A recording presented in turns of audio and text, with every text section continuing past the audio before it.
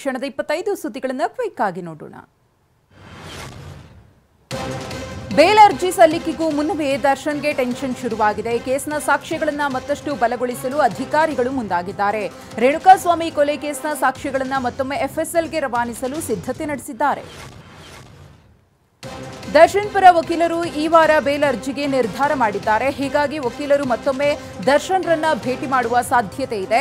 ಸಾಕ್ಷ್ಯಗಳನ್ನು ಮತ್ತೊಮ್ಮೆ ಎಫ್ಎಸ್ಎಲ್ಗೆ ಕಳುಹಿಸಲು ನಿರ್ಧಾರ ಮಾಡಿರುವುದರಿಂದ ಬೇಲ್ ಅರ್ಜಿ ಸಲ್ಲಿಕೆ ಮತ್ತಷ್ಟು ವಿಳಂಬವಾಗುವ ಸಾಧ್ಯತೆ ಇದೆ.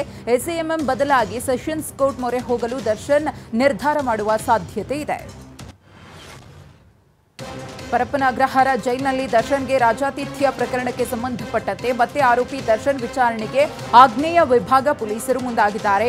ಬಳ್ಳಾರಿ ಕಾರಾಗೃಹಕ್ಕೆ ತೆರಳಿ ದರ್ಶನ್ ವಿಚಾರಣೆ ಮಾಡಲು ಸಿದ್ಧತೆ ನಡೆಸಿದ್ದಾರೆ.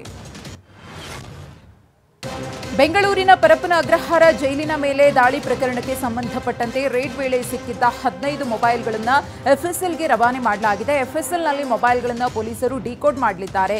ಕರೆಗಳ ವಿವರ, ಫೋಟೋಸ್ ಇತ್ಯಾದಿ ಮಾಹಿತಿ ಸಂಗ್ರಹಕ್ಕೆ ನಿರ್ಧರಿಸಲಾಗಿದೆ. ಜಾತಿ ನಿಂದನೆ ಕೇಸ್ನಲ್ಲಿ ಬಿಜೆಪಿ ಶಾಸಕ ಮುನಿರತ್ನ ಸಲ್ಲಿಸಿರುವ ಜಾಮೀನು ಅರ್ಜಿ ಭವಿಷ್ಯ ಇವತ್ತು ನಿರ್ಧಾರವಾಗಲಿದೆ.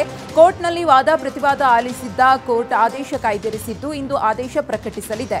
ಜಾಮೀನು ಸಿಗದಿದ್ದರೆ ಮುನಿರತ್ನಗೆ ಪರಪ್ಪನ ಅಗ್ರಹಾರ ಜೈಲೇ ಗತಿಯಾಗಲಿದೆ. ಗುತ್ತಿಗೆದಾರನಿಗೆ ಜೀವ ಬೆದರಿಕೆ ಮತ್ತು ಜಾತಿ ನಿಂದನೆ ಕೇಸ್ನಲ್ಲಿ ಬಿಜೆಪಿ ಶಾಸಕ ಮುನಿರತ್ನ ಪರಪ್ಪನ ಅಗ್ರಹಾರ ಜೈಲು ಸೇರಿದ್ದಾರೆ. ಮುನಿರತ್ನ ವಿರುದ್ಧ ಒಕ್ಕಲಿಗ ದಲಿತ ಸಂಘಟನೆಗಳು ಸರಣಿ ಪ್ರತಿಭಟನೆ ಮಾಡುತ್ತಿವೆ. ಕಾಂಗ್ರೆಸ್ಗೆ ಈ ಪ್ರಕರಣ ಅಸ್ತ್ರವಾಗಿ ಸಿಕ್ಕಿದೆ. ಈಗಾಗಲೇ ಮುನಿರತ್ನ ವಿರುದ್ಧ ಗುತ್ತಿಗೆದಾರ ಚೆಲುವರಾಜು ಮತ್ತು ವೇಲು ನಾಯ್ಕರ್ ಸಲ್ಲಿಸಿರುವ 2 ಕೇಸ್ಗಳು ದಾಖಲಾಗಿವೆ. ಆದರೆ ಈಗ ಮಹಿಳೆಯೊಬ್ಬರು ಲೈಂಗಿಕ ದೌರ್ಜನ್ಯ ಕೇಸ್ ದಾಖಲಿಸಿದ್ದು ಮುನಿರತ್ನಗೆ ಮತ್ತೊಂದು ಸಂಕಷ್ಟ ಎದುರಾಗಿದೆ. ರಾಮನಗರ ಜಿಲ್ಲಾ ವ್ಯಾಪ್ತಿಯಲ್ಲಿ ಬರುವ ಕಗ್ಗಲೀಪುರ ಪೊಲೀಸ್ ಠಾಣೆಯಲ್ಲಿ ಮಹಿಳೆಯೊಬ್ಬರು ಮುನಿರತ್ನ ವಿರುದ್ಧ ಲೈಂಗಿಕ ಕಿರುಕುಳದ ಕಂಪ್ಲೇಂಟ್ ಅನ್ನು ಕೊಟ್ಟಿದ್ದಾರೆ. ಡಿವೈಎಸ್ಪಿ ದಿನಕರ್ ಶೆಟ್ಟಿ ಸಮ್ಮುಖದಲ್ಲಿ ಹಾಜರಾಗಿ ಸಂತ್ರಸ್ತೆ 2 ಗಂಟೆಗೂ ಹೆಚ್ಚು ಕಾಲ ವಿವರಣೆ ನೀಡಿದ್ದಾರೆ. ವಿಚಾರಣಾಧೀನ ಖೈದಿಯಾಗಿರುವ ಮುನಿರತ್ನಗೆ ಗುತ್ತಿಗೆದಾರ ಚೆಲುವರಾಜು ದಾಖಲಿಸಿದ್ದ ವಂಚನೆ ಪ್ರಕರಣದಲ್ಲಿ ರಿಲೀಫ್ ಸಿಕ್ಕಿದೆ. ನಿನ್ನೆ ರಾತ್ರಿ ಬೆಂಗಳೂರಿನ ಜನಪ್ರತಿನಿಧಿಗಳ ವಿಶೇಷ ಕೋರ್ಟ್ ನಿರೀಕ್ಷಣಾ ಜಾಮೀನು ಮಂಜೂರು ಮಾಡಿದೆ. ಮೈಸೂರು ಜಿಲ್ಲೆ ಪಿರಿಯಾಪಟ್ಟಣ ತಾಲೂಕು ಆವರ್ತಿ ಹಾಲು ಉತ್ಪಾದಕರ ಸಹಕಾರ ಸಂಘದಲ್ಲಿ ಗಲಾಟೆ ನಡೆದಿದೆ. ಆವರಣದ ವಾರ್ಷಿಕ ಮಹಾಸಭೆಯಲ್ಲಿ ಕ್ಷುಲ್ಲಕ ಕಾರಣಕ್ಕೆ ಕಾಂಗ್ರೆಸ್ ಜೆಡಿಎಸ್ ಕಾರ್ಯಕರ್ತರ ನಡುವೆ ಜಗಳವಾಗಿದೆ. ಜಂಬೂ ಸವಾರಿಯಲ್ಲಿ ಪಾಲ್ಗೊಳ್ಳುವ ಆನೆಗಳಿಗೆ ನಿನ್ನೆಯಿಂದ ಮರದ ಅಂಬಾರಿ ಹೊರಿಸಿ ತರಬೇತಿಯನ್ನು ನೀಡಲಾಗ್ತಾ ಇದೆ. ಜಂಬೂ ಸವಾರಿಯಲ್ಲಿ ಪಾಲ್ಗೊಳ್ಳುವ ಅಭಿಮನ್ಯುವಿಗೆ ಮರದ ಅಂಬಾರಿಯನ್ನು ಹೊರಿಸಲಾಗಿತ್ತು. ನಿನ್ನೆ ಅಭಿಮನ್ಯುವಿಗೆ ಸುಮಾರು 250 ಕೆಜಿ ತೂಕದ ಮರದ ಅಂಬಾರಿಯನ್ನು ಕಟ್ಟಿ 400 ಕೆಜಿ ಭಾರದ ಮರಳು ಮೂಟೆಯನ್ನು ಹೊರಿಸಿ ತಾಲೀಮು ನಡೆಸಲಾಯಿತು. ಜಮ್ಮು ಮತ್ತು ಕಾಶ್ಮೀರದಲ್ಲಿ ನಿನ್ನೆ ನಡೆದ ವಿಧಾನಸಭೆ ಚುನಾವಣೆಯಲ್ಲಿ ಶಾಂತಿಯುತವಾಗಿ ಮತದಾನವಾಗಿದೆ.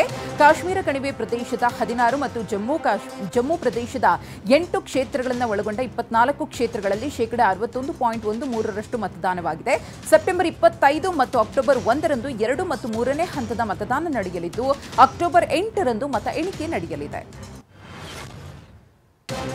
ವೈಎಸ್ಆರ್ ಕಾಂಗ್ರೆಸ್ ಸರ್ಕಾರದ ಅವಧಿಯಲ್ಲಿ ತಿರುಪತಿ ಲಡ್ಡುಗೆ ತುಪ್ಪ ಬದಲಿಗೆ ಪ್ರಾಣಿಗಳ ಕೊಬ್ಬು ಬಳಸಲಾಗುತ್ತಿತ್ತು ಎಂದು ಆಂಧ್ರಪ್ರದೇಶ ಮುಖ್ಯಮಂತ್ರಿ ಚಂದ್ರಬಾಬು ನಾಯ್ಡು ಗಂಭೀರ ಆರೋಪ ಮಾಡಿದ್ದಾರೆ. ಈಗ ಶುದ್ಧ ತುಪ್ಪ ಬಳಸಿ ಲಡ್ಡುವನ್ನು ತಯಾರಿಸಲಾಗುತ್ತಿದೆ ಎಂದಿದ್ದಾರೆ.